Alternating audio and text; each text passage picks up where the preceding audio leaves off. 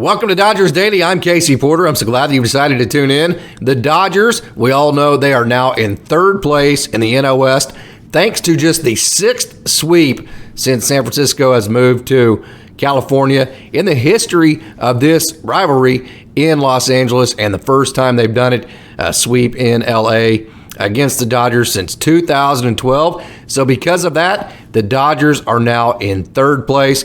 It was a tough weekend. Friday night, obviously, you had the gut punch. I've already had a video on that. Then Saturday, bobbymiller, man, he had all these, I believe it was like 21 innings in a row, scoreless. Then all of a sudden he gives up the 5, in the 2 innings between the 5th and 6th innings, and it ends up being 6 and 7 as Alex Vesia came in. So you lose that game, and then Sunday just completely a clunker. I mean, I don't know how else to put it. So it was a rough weekend. It was, one of those deals to where as a Dodgers fan, it really makes you sit down and contemplate, hey, where do we go from here? Because obviously things can't continue the way they are. Third place is not acceptable. If you're a Dodger, if you're in the front office, if you're Dave Roberts, if you're Mark Pryor, if you're a player on this team, if you're a fan, third place is not acceptable. Just trying to qualify just to make the playoffs, not acceptable. The Dodgers need to be better than that. I've had many comments of, I don't care how many injuries there are, the Dodgers should never be, last in the major leagues or close to last in anything. That sentiment is 100% correct. It does not matter how many injuries, and I've alluded to them in some of my comments and also on other podcasts as well. It does not matter how many injuries you have. It doesn't matter what happens. The Dodgers have enough talent. They have enough resources to where they should not be bottom of the league in any category other than maybe like stolen bases or stolen bases given up. Okay. But when you're talking about pitching, a team that has led the NL West, led the major leagues in pitching, I believe what I said the other day, since 2017, and they've been either first and second in ERA, for a long, long time. So, to be as close to the bottom, we're going to get into the specific numbers here in a minute, as they are right now. Not acceptable, not in any way. I don't care how many. I agree totally with the comments that have been made. I agree totally. Doesn't matter how many rookies you're using. Doesn't matter how many injuries you've had. That is not acceptable, and the front office needs to figure out the game plan as to how do we get this fixed. And hey, this is a front office that knows how to put together an elite pitching staff. No reason not to trust them. They've always done it in the past. It hasn't happened this year. It's getting later as every day clicks off. It is still June, but this front office, I think Dodgers fans need to trust it because, like I said, the track record of putting a just tremendous, elite pitching staff is there for this office. Okay, 39-33 on the season. You have a quick 2-game series with the Los Angeles Angels. Won't be easy, never is in the Freeway Series. So, you need to rebound and get healthy for those 2 games before you take on the Houston Astros, who are having a similarly, just frustrating year to their perspective. So the Astros, although, it is the Astros and they are really, really good, they're more gettable, if you will, than they have been in years past. So, I've talked about this many different times. Then you have the Royals, coming in and the Rockies. This is a stretch to where if you can beat the Angels and figure out a way to have a good weekend against the Astros, you could really get back on track really fast. I've talked about, the Dodgers being within striking distance of first place, within a game, maybe a game and a half at the end of June. That is still doable. So like I always say, hey, whenever there's negative, and there's a lot of it, and we're going to cover a lot of the things that have gone wrong that have led to this losing streak. But before we get into all that, I like to always start, as I say, with some of the positives. So, hey, we're going to dive into all that. But before we do, just a reminder, hey, if you'd like to help Dodgers Daily by donating, we have a GoFundMe account, and the link to that GoFundMe is in the description. So just click that. It'll take you right to the Dodgers Daily GoFundMe, and you can donate and help by doing that. Also, if you like this video, keep please leaving comments, keep liking this video, keep sharing this video, and hey, tell all your friends to be a subscriber, and then once they do, turn on the notifications. Okay, so lots to get to. We also have a lot of minor league action to get to. Oklahoma City lost, Great Lakes lost, and then Tulsa and Rancho won. So you kind of hopped around. So you went 2-3 on Sunday. But let's not waste any more time. Let's get right to it, and let's talk Dodgers baseball.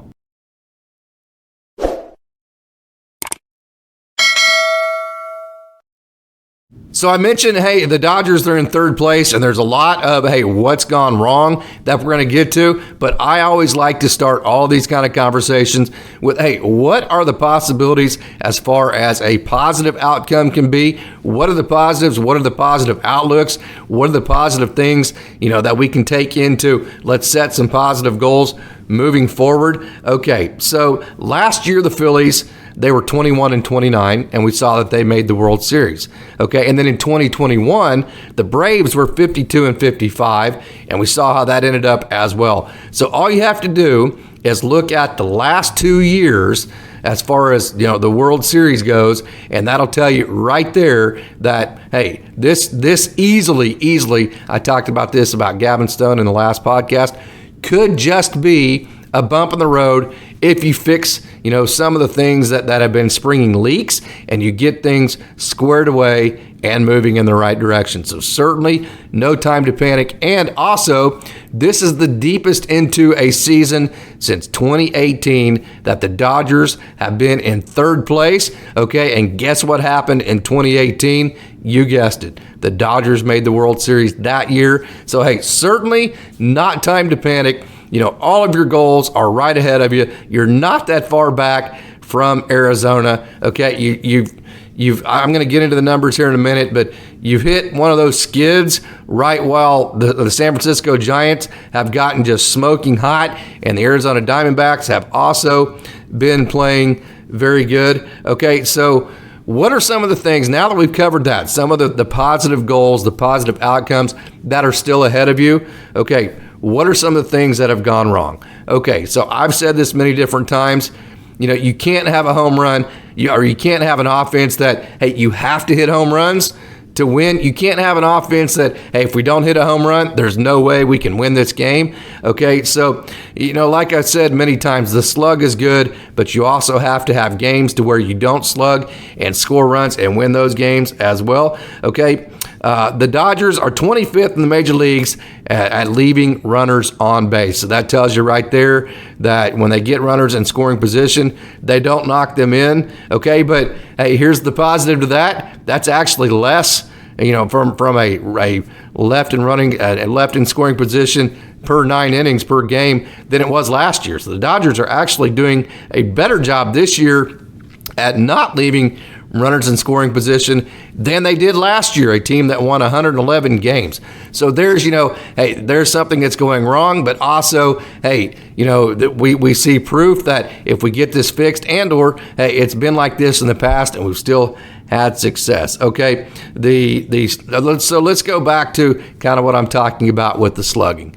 Okay, the Dodgers, no home runs on Sunday, they score 3 runs. Saturday, no home runs, no runs. Friday, no home runs, 5 runs. Okay, so that is 8 runs in 3 games. That's what, 2.5 runs per game without any home runs, and you lost all 3 of them. The last home run the Dodgers have hit was Chris Taylor on Thursday, and guess what? They won that game. So, it's like you either hit home runs and you score and you win, or you don't hit home runs, you don't score, and you lose. That's kind of how it's gone. The last 7 games, just 25 runs, just 3.5 runs per game. So it's kind of interesting. You can't shift blame away from the bullpen. You can't shift blame away from the pitching staff. All in all, it has been downright terrible. The Dodgers pitching staff, there's no other way to put it. This isn't negative. This isn't, hey, trying to do anything, from a negative perspective other than, hey, this is just simply stating a fact. The Dodgers pitching staff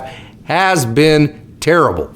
You can't shift any blame from them. That is a fact. Having said that, in the last 7 games when the Dodgers have been struggling here, the offense again has scored only 25 runs, and that is just 3.5 runs per game.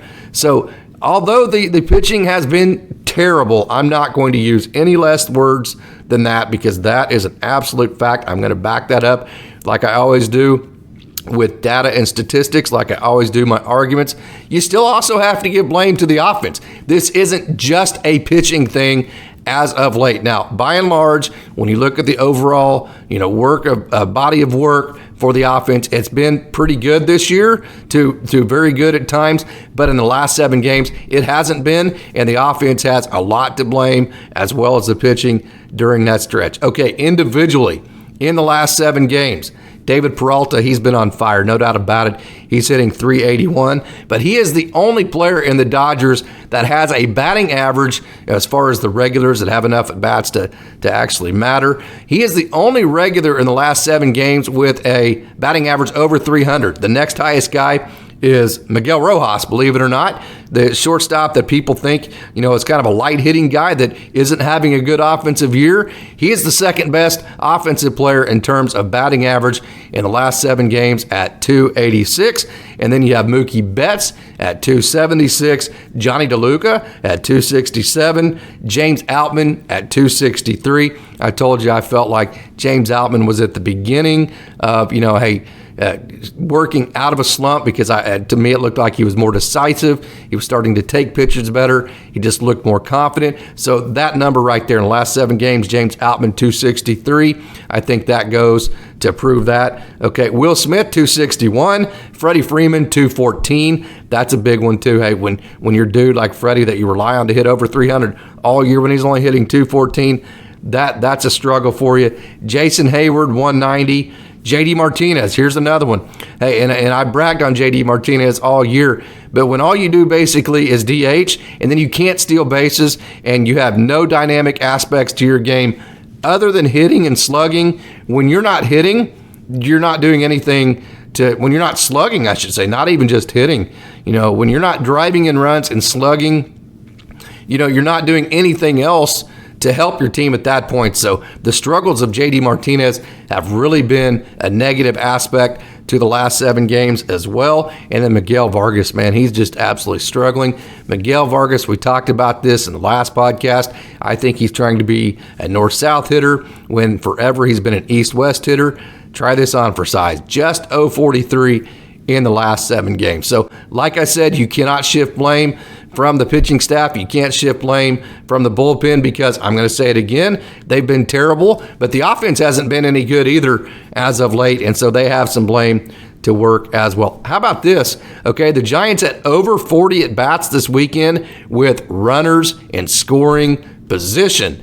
First of all, that's way too much pressure to put on your pitching. A lot of that is because every single time you give a guy the first base, whether it be a walk or a hit batsman, whatever it may be, you're just letting him steal to second base. And so you're adding the amount of times that the other team has to hit with runners in scoring position, and that just puts a unbelievable amount of pressure on the pitcher. A lot of times that causes them not to make as good of pitches as they normally would because they're trying to be too perfect, and it affects the way they perform.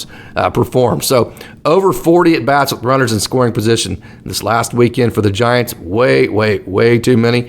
Okay, the pitching, how bad has it been? Try 4.66 ERA. That is the 24th worst ERA in all of the major leagues, okay? And is the 4th worst ERA in the National League, okay? So the pitching, again, 4.66 ERA.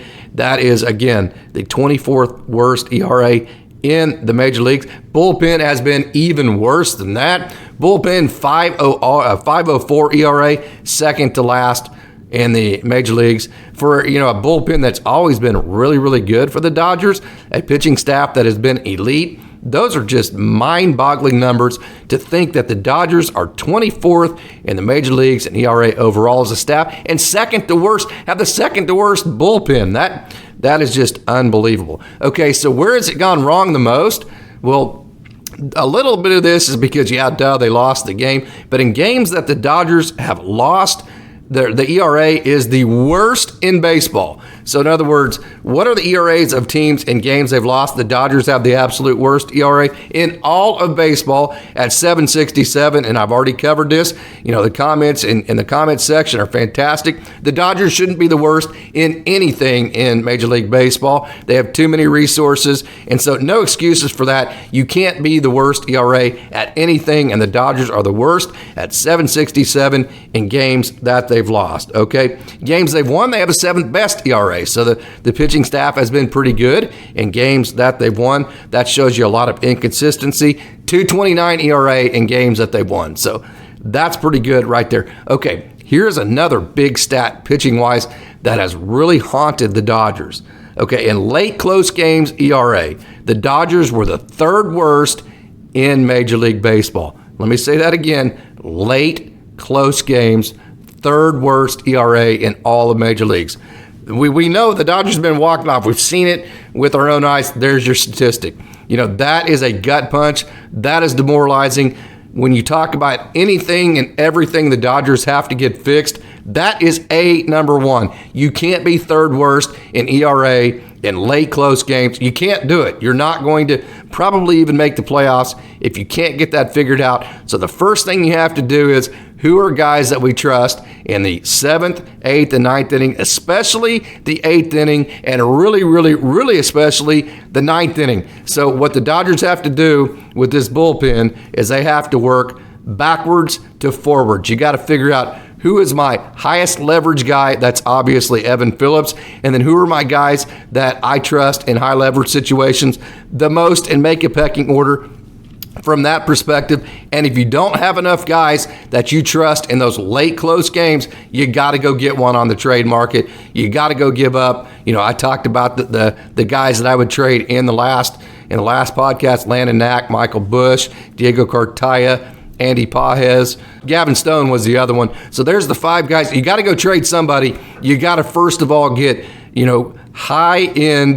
high leverage guys at the end of games, so you're not the third worst ERA in all of baseball in late close games. That can't continue. You got to figure that out. That's the first thing you got to figure out. Okay, ERA with runners in scoring position. The Dodgers, again, third worst in Major League Baseball. So here's the snowball to this.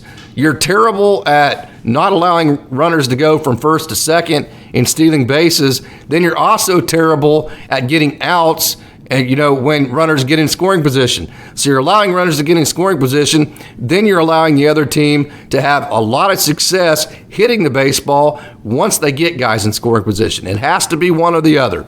Either your ERA with runners in scoring position has to be really, really, really good, or you have to do everything you can to minimize the amount of times the other team has a runner in scoring position. You have to do one or the other. It can't be both. You can't allow, easily teams to get into scoring position and then easily to drive them in by not having a good ERA once they get runners in scoring position. Okay, how about this? ERA with runners in scoring position with 2 outs. Okay, we always talk about the amount of 2-out runs the Dodgers have scored. They've been fantastic at that. Well, as a staff, the Dodgers are the third worst in Major League Baseball in allowing runs to score with runners in scoring position and 2 outs. The put-away pitches to end innings have not been there. And again, it's a snowball. You're allowing teams to steal on you to get into scoring position. Then you're not getting outs once they do that at a clip that is anywhere close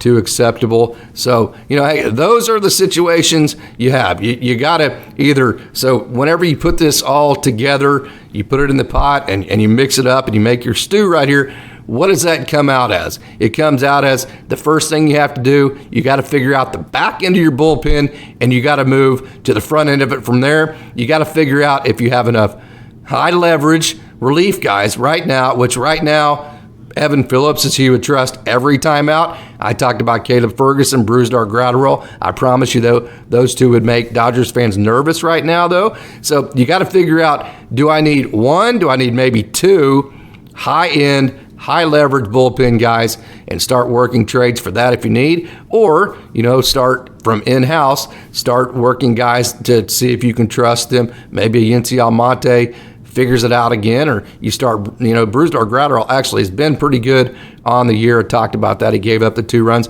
last time. So work the bullpen from back to forward, and then you got to figure out, a way to get fewer guys in scoring position and then be better pitching when they get in scoring position. Those pitching wise are the 2 just real glaring things that stick out that are leading to the Dodgers being, just such a terrible pitching staff right now. Again, 4.66 ERA overall, that's 24th, and then a 5.04 bullpen ERA, which is second to worst. Those are the biggest glaring weaknesses to me, beyond all of the injuries. Like I said, not going to use them as an excuse. You shouldn't be this bad. You should, hey, that's a reason why you're not the best pitching staff, or even one of the best pitching staffs. It's not a reason to be this bad, in my opinion. And that's where I would start right there. If I was in the war room, those would be the teaching points that I would start at, and trying to get things shored up and fixed. Okay, Bobby Miller, let's talk about him. The fantastic young pitcher for the Dodgers with a world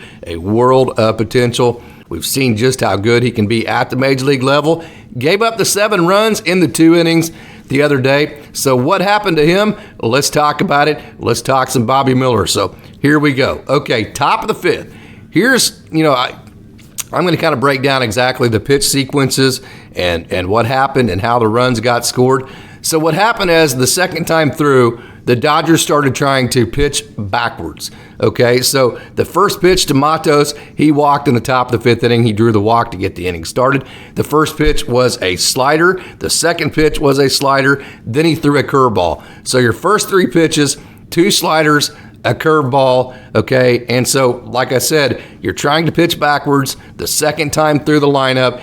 I've talked about this with Emmett Sheehan. I've talked about this, with the rookies. The rookies, in my opinion, are better off pitching right now to their strengths instead of trying to pitch necessarily to a scouting report. In my opinion, you come out and, even if it is the second time through, you keep throwing that 100-mile-an-hour sinker. He was hitting 100 with it, and then you keep playing everything off of that. I think the Dodgers got cute in that scenario. They tried to pitch backwards, and it backfired on them. The 2 sliders and the curveball they threw. Okay, so you had a slider for a ball, a slider for a ball, curveball for a ball. All of a sudden, you've thrown 3 off-speed pitches. You're down in the count 3-0. And then, lo and behold, you throw a sinker for a strike and then a sinker for a ball. So you eliminated your margin for error with your sinker by getting down 3-0. You walk the leadoff guy trying to pitch backwards, which is a great idea, okay? But at this point, I think Bobby Miller still needs,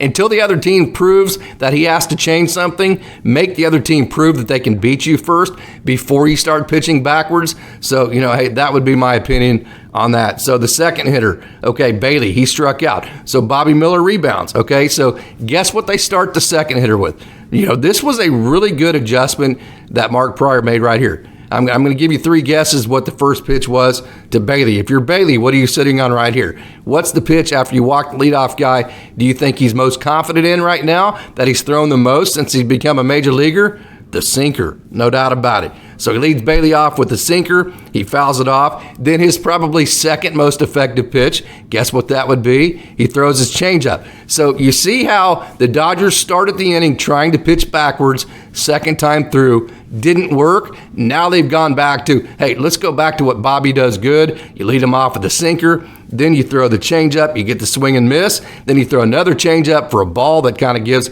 a good eye level. Then guess what else you throw again? You throw the slider. So to the second hitter, you're exclusively sinker and changeup. So you started, I'm going to say it one more time, you started the first hitter trying to pitch backwards. You realize Bobby didn't execute that. So you go back to what Bobby's good at, the sinker and the changeup, and you end up with the strikeout. So right now, you're back on track. You don't like the fact that he walked the leadoff guy, but again, you are back on track. He's back to doing what he does very well. Okay, then you have the throwing error on the pickoff, which I think that probably shook Bobby a little bit. Just because he's such a competitive guy, and I hear the word composure. Bobby Miller is one of the most competitive human beings on earth. Sometimes, if you want to call that composed or whatever you want to call it, he just doesn't like making mistakes, and mistakes really make him mad. So, and you can see it visually. So call that composed, call it I just call it competitive. He's an absolute dog. So I think that throwing error really upset him. But okay, Crawford gets just kind of a, just one of those little Texas League hits. He gets a single. So, the next pitch, you're still trying to pitch to Bobby Miller's game. You start off with a sinker. You get a foul ball. Okay, so now you're ahead in the count. I talked about this with Emmett Sheehan. Now that you're ahead in the count as a rookie, now you've given him margin for error. So by being ahead in the count, that gives him the ability to try to bury sinkers. Okay, or bury sliders. So the next pitch is a slider. He pulls it for a ball, and then you go back to the sinker, and he hits a guy. Okay, this is kind of where it goes unraveled for Bobby Miller, is he just got so much arm side run. So the next hitter, give Lamont Wade a tremendous amount of credit. Okay, so the sinker just hit a guy. You just pulled a slider. Okay, you haven't thrown a four seam in forever. You've already let a guy off with the changeup in this inning. So to continue to be unpredictable, okay, the Dodgers led Lamont Wade off with a curveball. Okay, and hey, man, Lamont Wade, but now it was a hanging curveball, but I'll say this, the Dodgers, typically speaking, only use that curveball as a flipper to get it into the zone as a strike one pitch in a fastball type count. So, hey, you just try to get in the head and count. You try to give the hitter something different to look at. You hadn't thrown a curveball all inning, and Lamont Wade, I don't know how he did it. I don't know how he knew the curveball was coming, but he sat on it. The curveball hung, and he hits the home run, the three-run home run. Now, all of a sudden, you've given up 4, and the inning went sideways really fast. But as you can tell, the Dodgers tried to come out and they tried to pitch backwards. It didn't work. They immediately then reversed back into, hey, let's do what Bobby Miller does very well. And then after he gets a hit by pitch, then they tried to mix things up again by leading Lamont Wade off with a curveball, trying to be as unpredictable as they can while also putting Bobby Miller in the best, most comfortable position to also be able to execute. Just give the Giants credit, man. That's just a really good job by Lamont Wade of being able to hit a first pitch curveball, although it was a hanger, but being able to stay back, to be able to hit a first pitch curveball and ambush that is really, really good. So that's our talk on the Los Angeles Dodgers. Time now to move to the minor league system. So let's not waste any more time and let's take a trip down on the farm.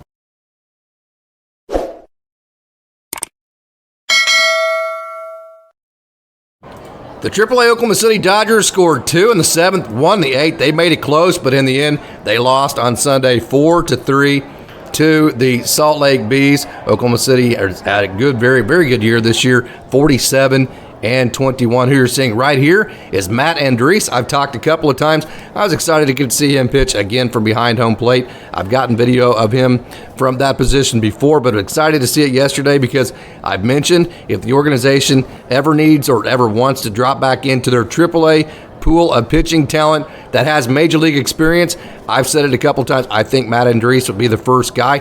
They chose to go the other route. They chose to go the prospect route and bring up Emmett Sheehan. Obviously, that worked out very, very well. So, hey, this is Mattandriese right here. He went 6 innings for Oklahoma City. He gave up 3 runs. He had 4 strikeouts and 2 walks.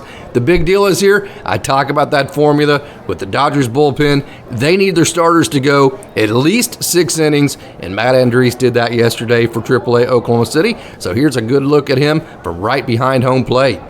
Good look at Brysonbrigman. Look at him go the other way right there for a nice base hit.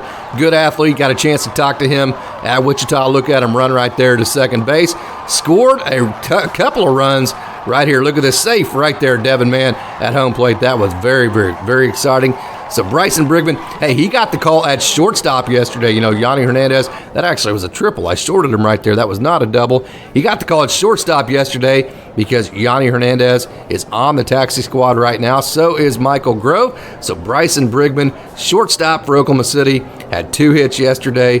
And his average, hey, at the AAA level now, he's got, AA time and AAA time this year. But at the AAA level, his average is up to 362, and he has 3 multi-hit games in a row. Okay, that's in a row, and he has 6 multi-hit games this month. And he's hitting .405 so far in June. His OPS this month also is .990. So here's a good look at Brysonbrigman, young man who has been playing fantastic baseball. So here's Devin Mann. What more can you say about him? This dude has been absolutely crushing the ball. He had 2 home runs on Saturday night. One of those was a grand slam. He's hitting .418, OPS 1010 so far in June. 7 multi-hit games this month. He's played every position as a pro except for pitcher and catcher. Had a chance to talk to him and interview him before the game on Sunday. That was a wonderful experience. He's that typical Midwestern, laid back, very polite, very kind young man. So it was just an absolute joy to get to talk to him again. This is the second time I've had a chance to interview him. Awesome young man. Okay, so I asked him, hey, you played all 7 positions, or 7 of the 9. Do you ever want to pitch and catch so you can have that feather in your cap? I asked that same question to Luke Williams, and he's like, heck yeah, man, I want to play all 9 positions. Matter of fact, I've already pitched, and I have a history I caught in high school, so he was totally up for it. Devin Mann said, hey, I've pitched in the past, okay, not sure about the catching thing, so that was kind of a funny little interaction. So, hey, look for that interview to be released this week. But again, Devin Mann, .418 so far in June. The AA Tulsa Drillers, they scored 7 runs in the 6th inning, 3 in the 8th inning, and they won 10-8. They were down 4-0 going into the top of that 6th inning. They were on the road at Springfield. Then they sprung a 7 spot on the AA Cardinals, a 3 spot in the 8th, and they held on to win 10-8 on the afternoon. They had 11 hits on 10 runs. Jose Ramos, who you're seeing right here, had 3 hits. Imanolvargas, who we're going to talk about, had 2. Diego Cartaya had a hit. Brandonlewis had 3 more hits. We're going to talk about him. And Joshstowers, a young man we're going to talk about as well, had a hit. Had 2 hits, actually, for AA Tulsa. Jose Ramos had 3 hits, as I mentioned, including his 13th home run of the season. And I've talked about this many different times. His, just using the opposite field, using the middle of the field, the big part of the field more this year is making him not just a guy that can hit home runs and be very, very impressive. It's also just making him a better hitter this year. Okay, he's easily headed to 20 home runs this year. Look at that opposite field power. That is special. On top of the roof. How about that? Look at all those baseballs on top of that roof. That's awesome right there. Okay, but easily headed to 20 home runs on the season, no doubt about it. Okay, 7 stolen bases. I've said many different times, Jose Ramos should be a 2020 guy every year. That big gulp deal. Hey, you want your players to be a big gulp. What does that mean? Okay, don't be a 12 ounce. Don't limit yourself to, hey, I only hit home runs, or hey, I only get base hits. Be the big gulp. Be the, and fill that big gulp all the way up, meaning, hey, I can do everything. I can hit home runs. I can get base hits. I can steal bases. That's my big gulp of things I can do, and I'm going to fill that thing all the way up to the top. I think Jose Ramos needs to do that. I think he needs to get to 20 stolen bases and be a 2020 guy every year. So stay tuned for that. Ramos has 3 multi-hit games in a row, and he is 7 for his last 15 with a home run, a double, 7 RBIs, 11 total bases in that span. Well, the golf balls were flying, I'm sure, on the off day for Brandon Lewis. I'm sure the food tastes a lot better. Everything is just a little bit brighter. Everything tastes a little bit better. Everything's just a little bit better when you get 3 hits going into your off day, something of which Brandon Lewis did on Sunday. He has 2 multi-hit days in his last 3 games, and he's 5 for his last 13. I love that sweet swing of the big slugger, Brandon Lewis. He's gotten so much better off. Look at him use the middle of the field right there. Got it off the end of the bat right there, but I love the way he's able to use all fields. So, hey, great job, B-Lou. Imanolvargas had back-to-back 2-hit days over the weekend, and he's 4 for his last 8. He has a home run and 2 RBIs in those 2 games over the weekend, or at least he did last weekend. Okay, always one of the best balances of hitting for power, but then also getting on base at a very high clip. He led the Midwest League at Great Lakes right there. He can hit a lot of home runs, but then he can do that right there and just get base hits and get on base. So I love that balance. One of the best balances in the organization, if not all of baseball, as far as hitting home runs, but yet still valuing getting on base as well. That would be Imanolvargas. Josh Stowers had a multi-hit game for AA Tulsa. Stowers, a former second-round draft pick in 2018. Okay, that just adds to the very deep outfield talent pool in the system. Struggled to touch this year from an offensive perspective. The numbers don't look great for him, but I assure you I've seen him in person many different times. This young man has talent. Good, nice little flat swing right there. Hit the ball into left field, so Josh Stowers, again, former second-round draft pick. Good game, multi-hit game for AA Tulsa. Well, I lined up like a Christmas tree every time I talked to Jordan Leasure. Got a chance to message him because, hey, the rumor was he hit 99 in Wichita the other night. 99, that's Jordan Leasure, a guy that is not on the top 30 prospect list. So, hey, man, did you see the 9 the other day? He goes, yeah, I sure did. Headed to 100. He's headed to that 0, man. Trying to see that 0, that 100 mile an hour. So, hey, Jordan Leasure, now he's not sitting 99, but he did in Wichita on the last road series that I actually went to where I got all my interviews from. Hit 99 miles an hour last night, or on Sunday, I should say, whenever you're watching this. He had 1.1 scoreless innings, recorded his 6th save of the season, okay, and having a great month, Jordan Leasure is. He's gone scoreless in 4 of his last 6 outings. His ERA this month is 2.16. His whip is 0.84, and his average against is just 1.38. So Jordan Leasure, okay, not only have the numbers been good, he's hit 99, so everything's on the up and up for the UT, University of Tampa alum. The Great Lakes Loons, they won their game Sunday 10-8, so hey, it was a high-scoring game, but that wasn't because of Michael Hobbs, the all-time saves leader at St. Mary's College that you're seeing right here. He threw 1 inning scoreless. So for the pitching, Yaniel Choi started. Okay, it was his 3rd start, I believe, maybe his 4th start of the year. He went 4 innings, gave up 3 runs. So, hey, hard to tell with Yaniel Choi right now, still coming off the injury, still rusty, so don't worry about the 3 runs. He did have 3 strikeouts, just 1 walk. Carlos de los Santos gave up no runs in an inning. Robbie Pito, a little bit of a tough outing for him. He's that piggyback guy, just went 1 2/3 innings, gave up 5 runs. Christian Suarez came in, throwing a slider and gave up a couple of runs. Then you had Michael Hobbs, who we're seeing right here, that gave up 0. And Juan Murillo with his 100-mile-an-hour fastball came in and blanked the Wisconsin Timber Rattlers. I keep wanting to call them the West Michigan Whitecaps for some reason. The W gets me every time, but it's the Wisconsin Timber Rattlers to move to 42-20 on the season. Who you're seeing right here again is Michael Hobbs, who, hey, check out the depth right there on that slider. That's not even the one.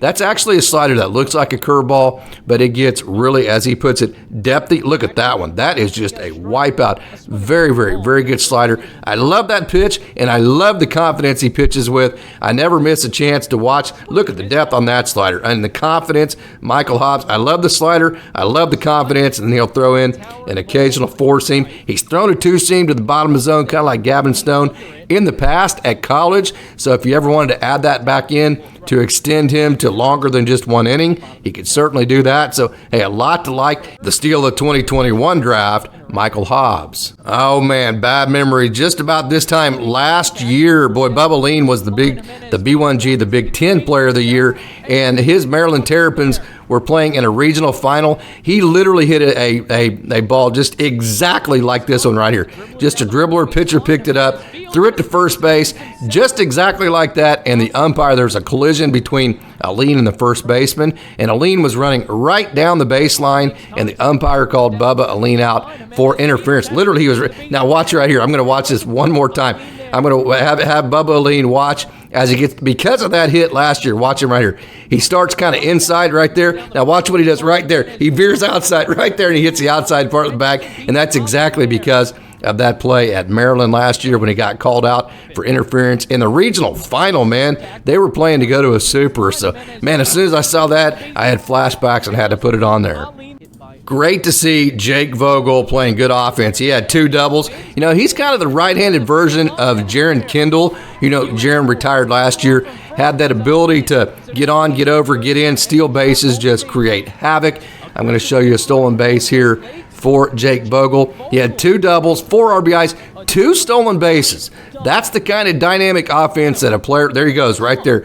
And you know, every time you have Jakevogel on base, it affects the pitcher because they have to go to home plate faster. The hitter gets a better pitch to hit because the pitcher is distracted. So, you know, that player that can just create all sorts of havoc for the other team. Jaron Kendall was that way. Hopefully that Jakevogel can get the offense figured out, get himself on base more, get on more, get over more, get in more, because when he is on base and getting himself on base, he is absolutely dynamic.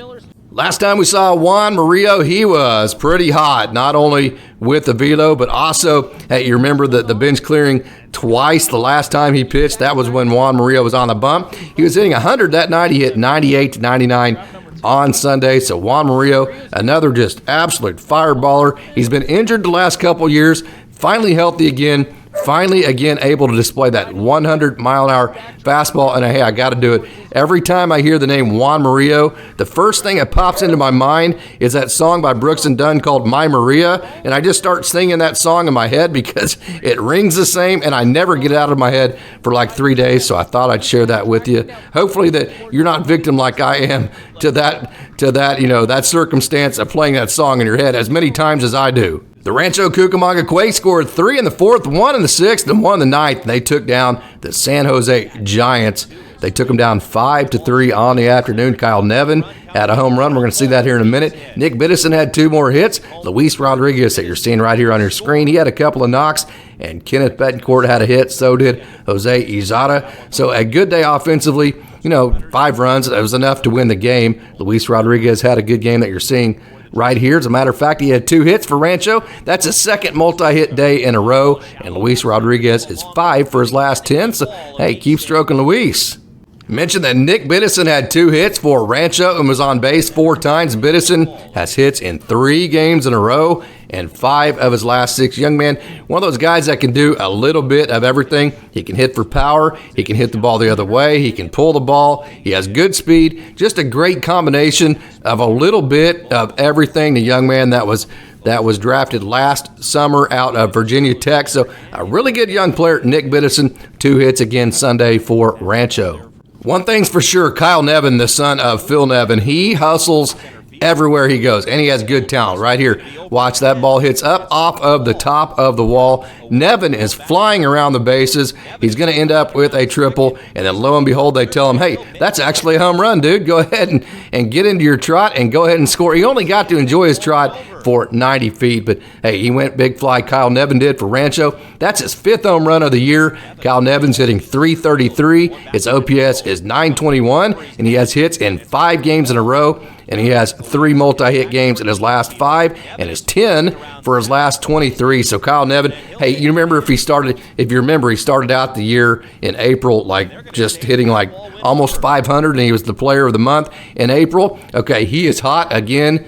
Kylenevin, again, he is 3. He has 3 multi-hit games his last 5 and 10 for his last 23.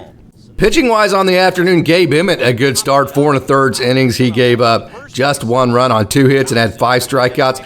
Livan Reynoso actually got the win for Rancho Cucamonga to move to 2-1 on the season. He went 1.1 innings, had 3 walks and no strikeouts, but only 1 hit, did not give up any runs. Kelvin Ramirez, he had the second hold of the season, 1.1 innings, he gave up a run.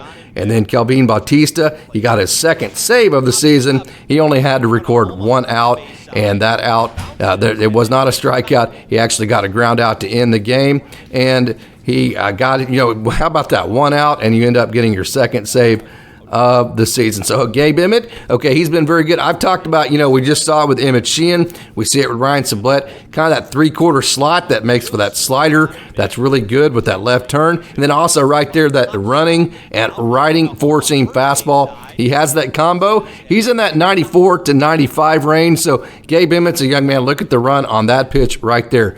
He should set up really well. Gabe, we talked about Emmett Sheehan. It was actually listed as a slider, but it's a 4-seam. But because he has that 3/4 arm slot, it runs into a right-hander, and it it has the exact same movement as a 2-seam.